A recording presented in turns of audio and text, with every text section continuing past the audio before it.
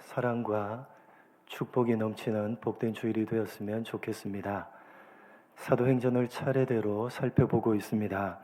모든 성경이 그러하듯이 이 사도행전은 오늘날 기독교 신앙을 가지고 살아가고 있는 우리들에게 매우 중요한 말씀입니다. 왜냐하면 세상에 존재했던 처음 교회의 모습에 대해서 기록을 하고 있기 때문에 오고 오는 시대의 모든 교회가 스스로를 점검해 볼 수 있는 기준을 제공받을 수가 있기 때문입니다. 오늘 함께 생각해 볼 본문의 말씀은 12사도들 가운데 야고보 사도가 순교를 당한 사건과 베드로 사도가 감옥에 갇혔다가 기적적으로 풀려난 사건에 대한 기록입니다. 이스라엘을 다스리던 헤롯 왕이 예수를 믿는 사람들을 핍박하기로 결심하고 사도들 가운데 한 사람인 요한의 형제 야고보를 칼로 죽입니다. 그리고 이 일로 인해 유대인들이 기뻐하자 베드로까지 잡아서 감옥에 가두고 명절인 유월절이 지나면 죽이려고 했는데 하나님께서 천사를 보내사 베드로를 구출해 내십니다. 당시에 이스라엘은 헤롯 왕이 다스리고 있었습니다. 성경에는 이 헤롯이라는 이름으로 등장하는 왕이 여러 명 있습니다.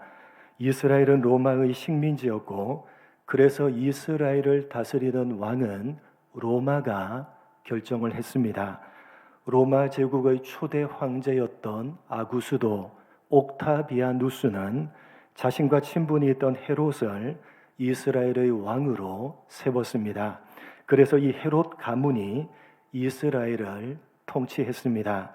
최초로 다스렸던 헤롯을 보통 헤롯 대왕이라고 부릅니다. 이 헤롯 대왕은 이스라엘 전체를 다스리는 왕이었고 우리가 잘 알고 있는 예수님이 탄생했을 때 동방의 박사들을 만나고 2살 이하의 남자아이를 모두 다 죽인 장본인이 바로 헤롯 대왕입니다. 이 헤롯 대왕이 죽자 로마는 이스라엘 전체를 3개의 지역으로 나누어서 헤롯 대왕의 여러 명의 아들들 가운데 특별히 3명의 아들들에게 나누어 줍니다.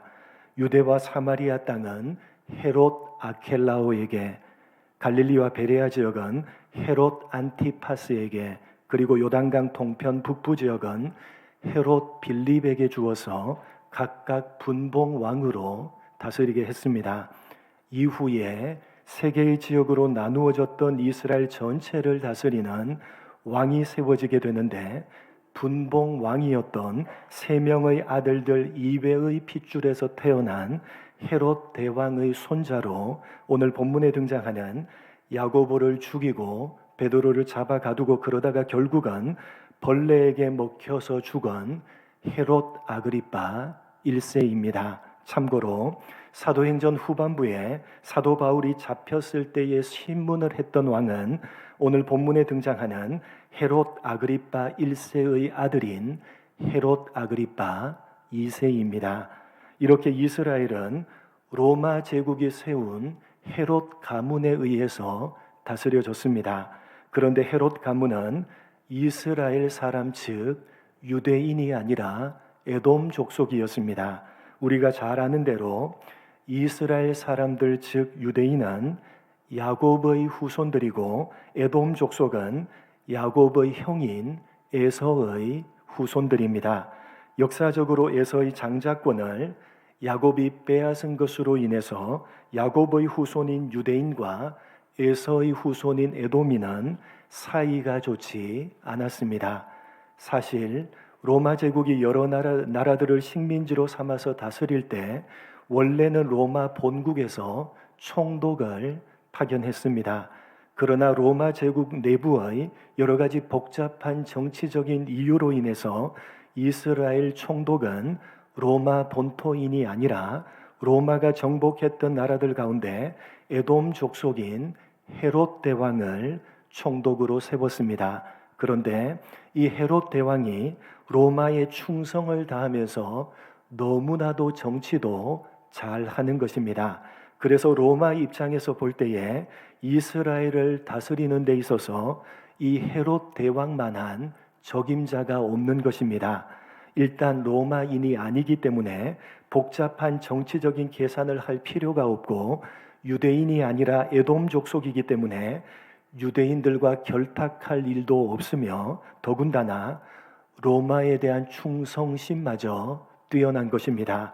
그래서 로마 제국은 이 헤롯 대왕을 이스라엘을 다스리는 왕으로 세웠고, 헤롯 가문이 대대로 이스라엘을 통치하게 되었던 것입니다.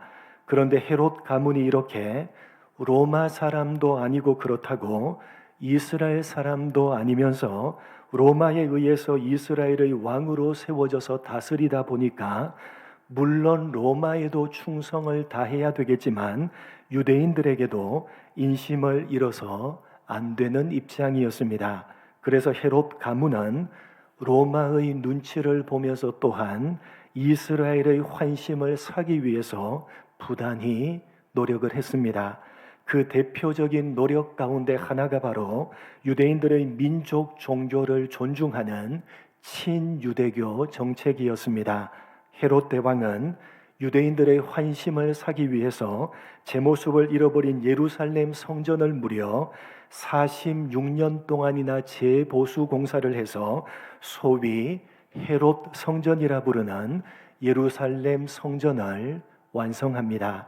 그리고 여러 가지 친유대교 정책을 쓰면서 자신의 통치 기반을 유지했습니다. 오늘 본문에 등장하는 헤롯 아그리파 1세가 초대교회를 핍박했던 것도 모두 다 유대인들의 환심을 사기 위한 행동이었습니다. 사도들 가운데 한 사람인 야고보를 죽이자 본문 3절에서 보듯이 유대인들이 기뻐했고, 헤롯은 더욱 유대인들의 마음을 얻기 위해서 초대교회의 수장격인 베드로를 잡아서 가두고 6월절이 지난 후에 유대인들 앞에서 죽이기로 계획을 세웠던 것입니다. 오늘 본문에서 우리가 주목해야 되는 사람은 베드로보다는 오히려 야고보입니다. 여러분, 보통 야고보는 우리에게 베드로만큼 평가를 받지 못하고 있는 것이 사실입니다. 야고보 사도에 대한 성경의 기록은 아주 미미합니다. 신약 성경의 야고보서는 야고보 사도가 아니라 예수님의 육신의 형제 가운데 야고보가 기록을 한 것입니다. 야고보 사도에 대한 기록은 오늘 본문이 거의 유일한 만큼 그의 존재감은 미미합니다.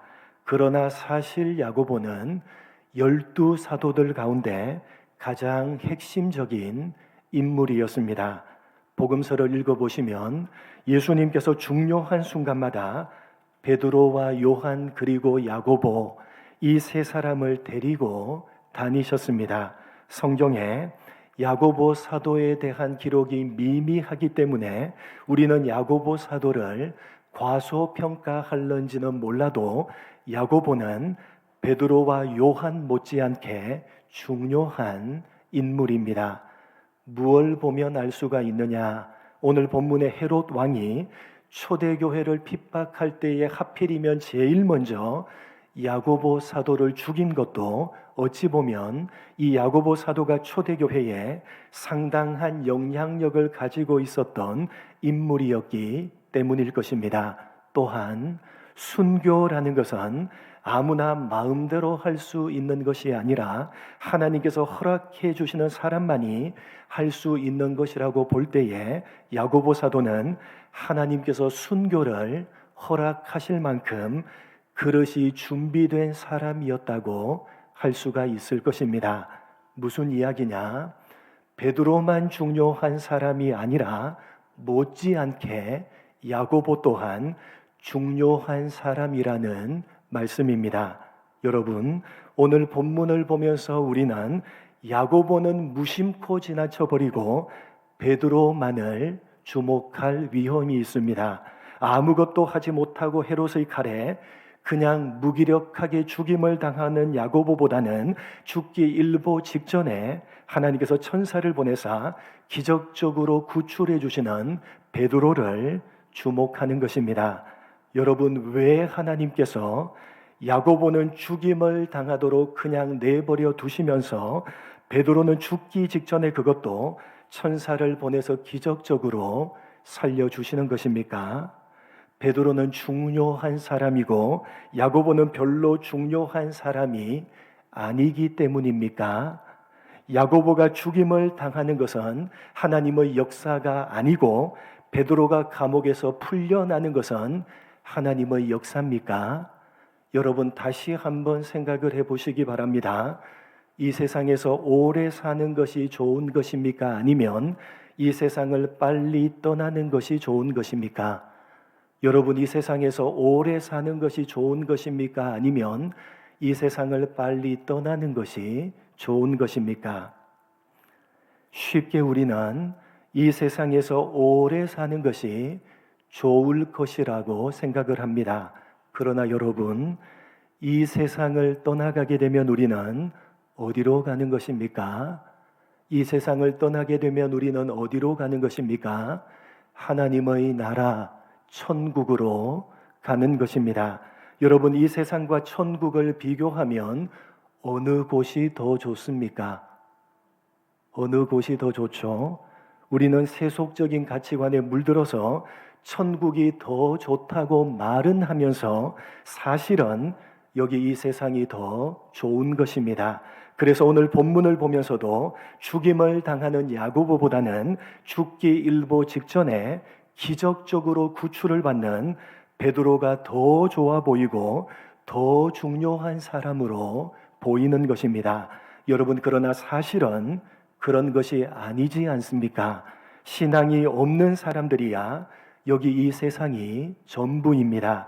그들에게는 천국이 아니라 여기 이 세상보다 훨씬 못한 지옥이 기다리고 있기 때문에 어떻게 해서든지 여기 이 세상에 오래 살아남는 것이 좋을 것입니다. 믿지 않는 불신자들에게는 말입니다. 그러나 신앙을 가지고 있는 우리는 다르지 않습니까? 여러분, 우리는 이 세상을 떠나면 천국으로 가는 것이고 그 천국은 이 세상과 감히 비교조차 할 수가 없는 좋은 곳입니다. 그렇기 때문에 여기 이 세상에 오래 살아남아 있는 것보다는 빨리 떠나는 것이 훨씬 더 좋은 것입니다. 여러분, 저는 군 생활을 논산훈련소에서 했습니다. 논산훈련소 25연대 구중대에서 훈련을 받고 조교로 차출이 되어서 25연대 구중대 조교로 군 복무를 했습니다. 6주간의 군사 기본 훈련을 마치고 2주간의 조교 집체 훈련을 받고 중대로 가니까 이제 제대를 3일 앞두고 있던 최고참이 저에게 물었습니다. 너 제대가 며칠이나 남았냐? 그때 783일 남았습니다 라고 답을 하면 빠져가지고 신참이 어디서 날짜를 계산하고 있어 라고 혼이 납니다. 알아도 모른 척을 해야 됩니다. 그래서 잘 모르겠습니다 라고 답을 했더니 제대를 3일 앞둔 최고참이 한 780일 정도 남았겠네 라고 하면서 저를 세상에서 가장 불쌍한 눈빛으로 쳐다보면서 이렇게 한마디를 던졌습니다. 내가 너 같으면 자살한다. 그때 저는 제대가 3일 남은 그 고참이 얼마나 부러웠는지 모릅니다. 그 당시 제일 무서웠던 말, 제일 저주의 말은 이것이었습니다. 너 군대 말뚝 박아라. 여러분, 제대를 하는 것은 좋은 것이고 부러운 것입니다. 남아있는 자가 제대를 하는 사람을 부러워하는 법입니다. 제대를 하는 사람이 남아있는 사람들을 불쌍한 눈빛으로 보면서 비교할 수 없이 더 좋은 곳으로 떠나가는 것입니다. 여러분, 무슨 말을 하고 싶은지 이해가 되십니까? 오늘 본문을 보시면서 순교를 당하는 야고보와 기적적으로 살아남는 베드로를 비교하지 말라는 것입니다. 야고보가 순교를 당한 것은 하나님의 역사가 아니고 베드로가 감옥에서 풀려난 것은 하나님의 역사라고 생각하지 말라는 것입니다. 오늘 본문을 보면서 자꾸만 우리는 그냥 무기력하게 죽어버리는 야고보는 무심코 지나쳐버리고 죽기 일보 직전에 기적적으로 살아남는 베드로만을 주목하는 경향이 있습니다. 아닙니다, 여러분. 사실은 오히려 순교를 당하는 야고보가 훨씬 더 대단한 것이고 훨씬 더 좋은 것이고 훨씬 더 하나님의 역사의 손길인 것입니다. 우리는 세속적인 가치관을 가지고 성경을 보기 때문에 야고보는 그냥 지나쳐버리고 베드로만을 주목하지만 성경이 하고 싶은 말은 누가 더 중요하고 누가 덜 중요하고가 없다는 것입니다. 하나님 앞에서 어떤 인생이든지 중요하지 않는 인생은 없다는 것입니다. 여러분, 지금 하나님께서 당신의 뜻을 이루어가고 계십니다.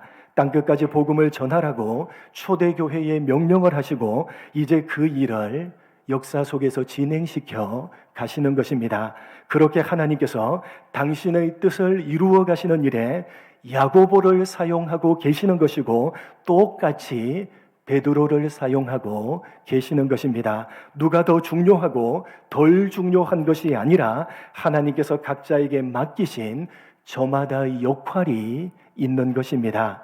하나님께서 땅끝까지 복음을 전파해 가시는 일에 야고보는 죽는 역할이고 베드로는 살아남는 역할일 뿐입니다. 누가 더 중요하고 덜 중요하고가 없습니다. 각자의 역할이 다를 뿐입니다. 각자가 자기의 역할을 하지 않으면 하나님의 뜻은 결코 이루어지지 않는 것입니다. 물론 그런 것이 없어도 하나님께서는 당신의 뜻대로 이루실 것입니다. 그러나 그렇게 이루어 가시는 일에 우리 각자에게 맡기신 역할이 있고 우리는 그 역할을 해야 되는 것입니다. 그것이 지금 우리가 살아가고 있는 인생길입니다. 그래서 우리의 인생은 하나하나가 모두가 다 귀한 것입니다. 현실적으로 보자면 아무리 보잘것 없어 보이는 사람이라고 할지라도 그 사람이 없으면 하나님의 역사를 이루어 가시는 일에 중요한 부품 하나가 모자라는 것이고 그렇게 되면 하나님께서 당신의 역사를 이루어 가시는 일에 심각한 차질이 생기는 것입니다. 여러분, 오늘 본문에 등장하는 야고보를 보시기 바랍니다. 사도행전 전체에서 야고보에 대한 기록은 여기 단 한 줄밖에 없습니다. 갑자기 등장해서 칼로 죽임을 당했다는 단 한 줄 기록되는 것으로 야고보는 역사의 뒤안길로 사라지고 있습니다.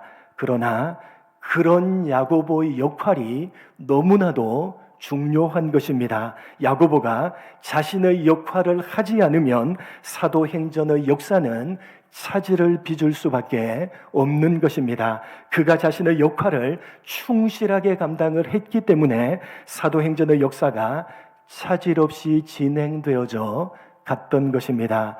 야고보는 야고보의 역할이 있고 베드로는 베드로의 역할이 있는 것이지 누가 더 중요하고 덜 중요하고가 없습니다. 모두가 다 중요한 것입니다. 모두가 다 야고보 일수가 없고 모두가 다 베드로 일수가 없습니다. 모두가 다 베드로가 되어버렸다면 사도행전의 역사는 제대로 굴러가지 못했을 것입니다. 야고보가 있었기 때문에 베드로가 있었던 것이고 야고보가 있었기 때문에 사도 바울이 있었던 것입니다. 사랑하는 성도 여러분, 세상적인 기준으로 여러분이 살아가고 있는 인생을 평가하지 마시고 다른 사람이 살아가고 있는 인생도 부러워하지 마시기 바랍니다. 하나님께서 여러분 각자에게 맡기신 역할이 있는 것입니다. 여러분, 지금 여러분의 인생이 고난과 어려움의 캄캄한 터널을 지나가고 계십니까? 그것이 하나님의 역사의 손길임을 믿으시기 바랍니다. 불평하지도 마시고 다른 인생을 부러워하지도 마시기 바랍니다. 그것이 여러분에게 필요하기 때문에 하나님께서 허락하시고 맡기신 것입니다. 불평하고 부러워하면서 오늘이라는 시간을 놓치고 허비하지 마시고 하나님의 사람으로 살아가시기 바랍니다. 여러분 혹시 지금 여러분의 인생이 소위 잘 나가는 인생이십니까? 그것으로 인해서 자랑하거나 교만하지 마시고 하나님께서 맡기신 것임을 고백하면서 더욱 겸손하게 엎드리시고 하나님의 사람으로 사시기 바랍니다. 여러분 왜 여러분의 삶 가운데 일어나는 일들 가운데 세상적인 기준으로 좋은 일들만 하나님의 역사이고 세상적으로 나쁜 일들은 하나님의 역사가 아니라고 생각을 하시는 것입니까? 여러분 베드로가 풀려난 것도 하나님의 역사지만 야고보가 죽임을 당한 것도 못지않는 하나님의 역사라는 사실을 잊어버리지 마시기 바랍니다. 여러분, 여러분에게 일어나는 그 어떤 일들, 여러분이 매일 만나는 사람들, 매일 만나는 사건들, 그 하나하나가 소중하기 짝이 없는 하나님께서 여러분을 통해서 역사하고 계시는 가장 중요한 순간이요, 소중한 시간이라는 사실을 기억하면서 환경을 탓하고 조건을 핑계하지 마시고 신앙을 가진 사람으로 책임감 있게 여러분 각자의 인생을 살아가 주시기 바랍니다. 여러분의 지위가 높든지 낮든지 부자이든지 가난하든지 전혀 상관이 없습니다. 하나님께서 여러분의 인생에 그것을 맡기셔서 하나님의 사람으로 살게 하시는 것입니다. 지위가 낮고 가난하다고 해서 하나님의 사람으로 못 사는 것도 아니며 지위가 높고 부자라고 해서 하나님의 사람으로 잘 사는 것도 결코 아닙니다. 부자라고 해서 하나님의 일에 도움되는 것도 아니고 가난하다고 해서 하나님의 일에 방해되는 것도 결코 아닙니다. 그러니 많이 가졌다고 교만해서도 안 될 것이며 또한 별로 가진 것이 없다고 해서 기가 죽어도 안 될 것입니다. 세상적인 위치가 마치 신앙적인 위치인 것처럼 착각하지 않아야 되며 세상적으로 별 볼 일 없는 것이 신앙적으로도 별 볼 일 없는 것처럼 생각하지도 말아야 되는 것입니다. 하나님께서 각자에게 맡겨주신 역할이 다를 뿐입니다. 사랑하는 성도 여러분, 여러분 모두는 하나님께서 당신의 뜻대로 이 역사 세계를 움직여 가시는 일에 없어서는 안 되는 중요한 사람들이고 여러분이 걸어가고 있는 그 인생길은 하나님께서 역사하시는 너무나도 소중한 삶이라고 하는 사실을 잊어버리지 마시기 바랍니다. 그것이 혹 캄캄한 어두운 터널을 지나는 듯한 고난과 어려움의 인생길이라 할지라도 그것이 바로 하나님께서 역사하고 계시는 손길입니다.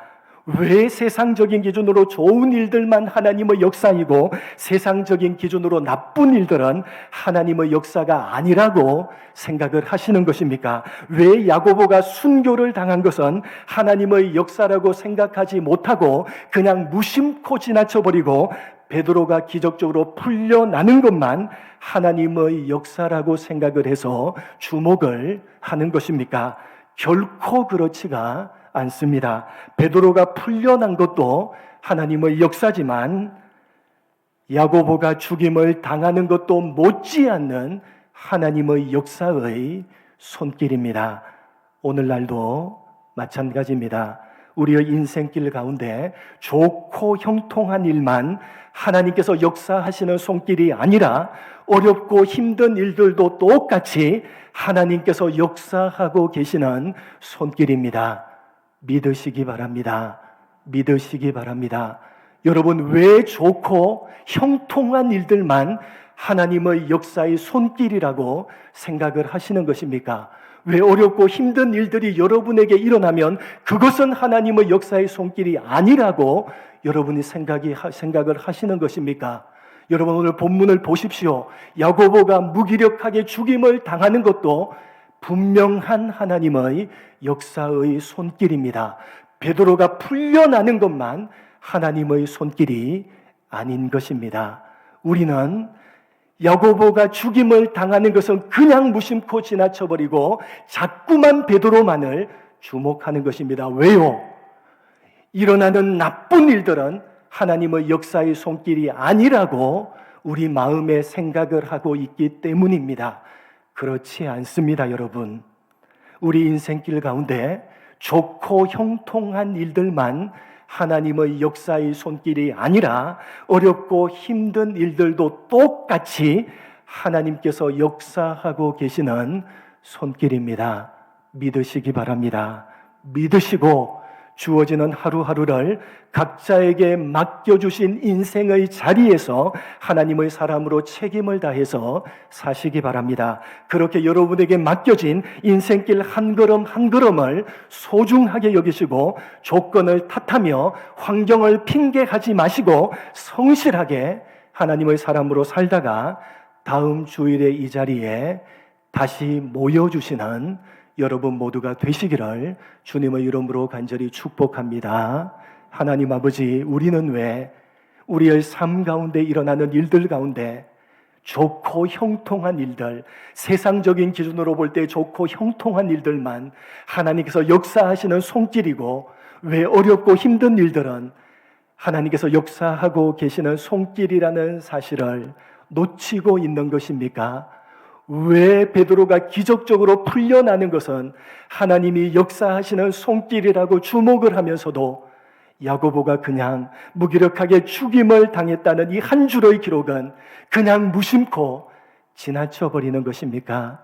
왜입니까? 하나님 아버지, 오늘 말씀을 통해서 베드로가 기적적으로 구출을 당하는 것도 하나님의 기적적인 손길이었듯이, 역사하는 손길이었듯이 똑같이 야고보가 무기력하게 죽임을 당하고 있는 것도 못지않는 하나님의 역사의 손길이라는 사실을 가슴에 새기는 우리가 되게 하여 주옵소서. 우리의 인생길 가운데 좋고 형통한 일만 하나님께서 역사하고 계시는 손길이 아니라 어렵고 힘든 일들도 똑같이 하나님께서 역사하는 손길임을 믿으며 주어지는 하루하루를 각자에게 맡겨주신 자리에서 하나님의 사람으로 책임을 다해서 살아가는 우리가 되게 하여 주옵소서. 조건을 탓하며 환경을 핑계하지 않게 하시고 성실하게 하나님의 사람으로 살다가 다음 주일 다시 이 자리에 모여서 예배하는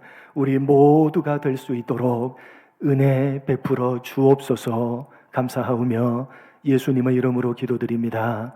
아멘.